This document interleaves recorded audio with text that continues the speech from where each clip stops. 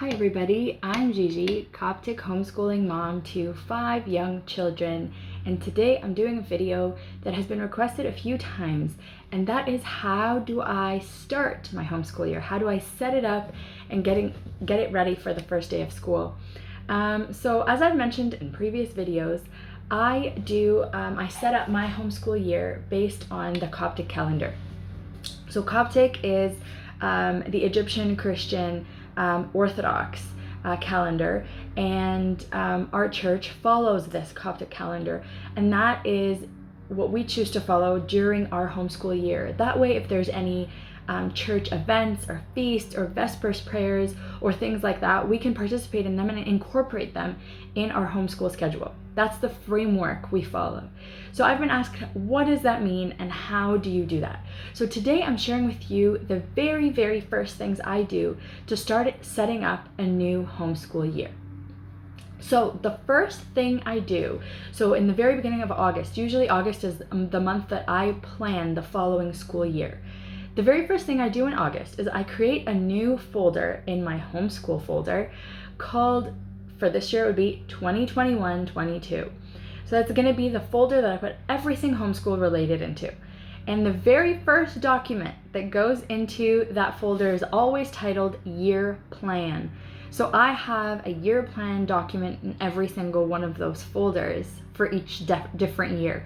So let's talk about this year. For example, I titled one Year Plan, and I started this document with the names and ages of my children, and if they have a grade that because for homeschooling, it's sometimes I have my grade 1 child in spelling of grade 1, but math of SK or kindergarten, and then maybe reading in, I don't know, grade 2. Like, they're all over depending on their skill level. So I'll still write just the grade that I'm most affiliating them to school-wise, not age-wise. So I'll have the list of the names of my children and their grades. And then I start off with 3 calendars, okay? And if you're not Coptic Orthodox, you can just take that and tweak it to whatever it is you'll kind of use as a framework for your school year, and I'll give you more ideas for that in a minute. So what I do, the very first calendar that I copy off the internet and just paste directly into my document is the Coptic calendar. So there are several online websites that will have specifically the Coptic Orthodox calendar for each particular year. So I go and find, starting from September 13th is our first day of school till the end of May, that's when we do school. I'll copy all the dates that are within those times, and I'll just copy that table and paste it into my school year. So when is Christmas? When is Easter? When is Epiphany? When is St. Mary's? Well, St. Mary's feast is always the same, but you know what I mean. So I'll copy all that table down, and that's the first thing that goes into that document. The second calendar that goes into my document is one that I receive from the priest from my church. So I reach out to the priest of my church, who thankfully is just as interested in being organized. I'm not going to say crazy organized, but he is really organized as well, and usually gets all of that table set in place also by around early to mid-August. So he basically takes the Coptic calendar and then makes up the dates of the events that are going to be in my community church, or the church that I attend. So what time is Christmas Mass going to be? Are we going to do masses for specific saints throughout the year? Are they going to have Vespers prayers as well? And so I take that document that he sent me, that calendar, and I paste that next. So another document has 2 calendars, the Coptic dates, the Coptic year dates, and then the dates from my church, like when all the liturgies are. He literally writes down every liturgy that he plans to have that Coptic year, the Vespers, what times they are, all of that stuff. So I'll just copy that in there. The third calendar is my school board that we are, basically my county school board. And though I homeschool and I don't need to be affiliated with those dates at all, I'm interested in knowing them just so I have a bearing of what's going on in my community and with my children's friends, for example. So you'll find out when, for example, March break or spring break is. Write that down. When Christmas breaks are, Easter's when Easter is, long weekends, things like that. And then it's totally up to me or up to you if you're homeschooling to have, for example, spring break or March break the exact same week as the school board, or do you want to stagger it? We like to stagger it, so it's like a week or two before, and then we actually do school regularly during the spring break or the March break.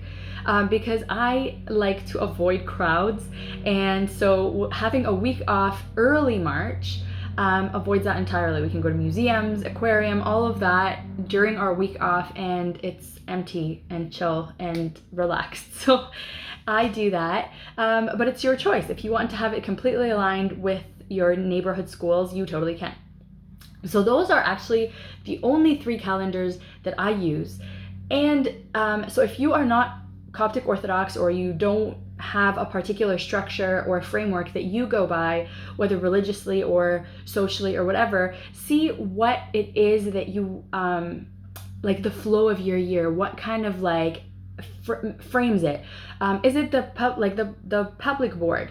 Then just take their calendar and use that. Just write down their dates so that you know when your mid-year is, or if you want to break up your semesters that way, when they have their long weekends, do you want to use the same kind of calendar, etc. So just choose any calendar and have that be your framework. So I choose those 3. The next thing that goes into my document is our calendar. So I basically copy paste from online any kind of monthly calendar, so September, October, November, all the way to May, ones that I can populate, and just copy paste all of them in my document, and then basically reference the 3 calendars that I have on top and populate all the dates within our school calendar that are important to me.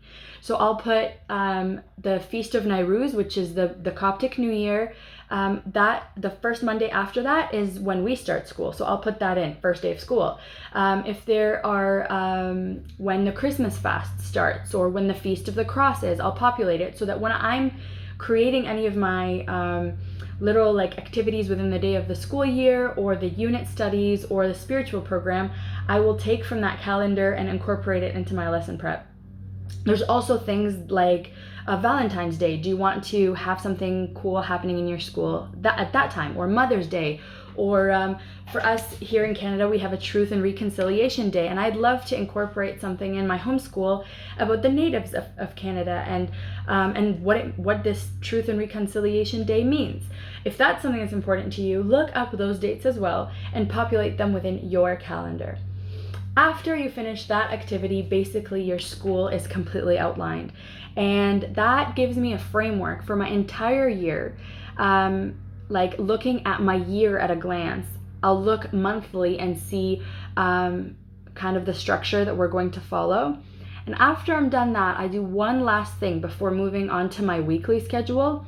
And that is I look at my year and see how I can add a little bit of uniqueness to it. So it's kind of like our homeschool. This year, what we're trying to do is I've picked like 4 or 5 days throughout the year that I'm going to take as like family retreat days. We're going to go to a hotel or a retreat center or a park if the weather permits. And we're gonna have like a 9 to 3. The whole school day is blocked off for just family activities.